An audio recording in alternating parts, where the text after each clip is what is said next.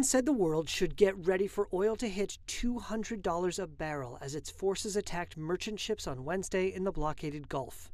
That included a Thai-flagged bulk carrier that was set ablaze, forcing the evacuation of the crew, with 3 people reported missing and believed trapped in the engine room. Iran also fired at Israel and targets across the Middle East on Wednesday, demonstrating it can still fight back despite what the Pentagon has described as the most intense U.S.-Israeli strikes yet. Ibrahim Zolfagari is a spokesperson for Iran's military command, who addressed the United States in his remarks.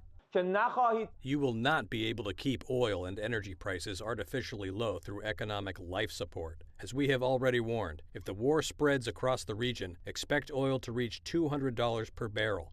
Oil prices follow the level of security in the region, and the source of that insecurity is you. Oil prices that shot up earlier this week have eased and stock markets have rebounded, with investors betting for now that U.S. President Donald Trump will find a quick way to end the war he began alongside Israel. Trump, who has repeatedly tried to reassure markets this week that the campaign will end soon, has said there is practically nothing left to target in Iran. They've lost their Navy, they've lost their Air Force. But so far, there has been no let-up on the ground or any sign that ships can safely sail through the Strait of Hormuz. On Wednesday, Trump said oil companies should still be using the crucial waterway. Are you talking to the CEOs of various oil companies, encouraging them to use the Strait of Hormuz? Yeah, I think they should. I think they should use the Strait.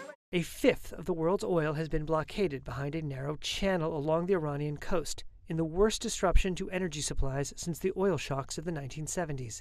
The International Energy Agency, made up of major oil-consuming nations, recommended releasing 400 million barrels from global strategic reserves to stabilize prices. Washington swiftly endorsed the move. IEA Executive Director Fatih Birol said it was the biggest such intervention in its history. IEA countries will be making 400 million barrels of oil available. This is a major action aiming to alleviate the immediate impacts of the disruption in markets.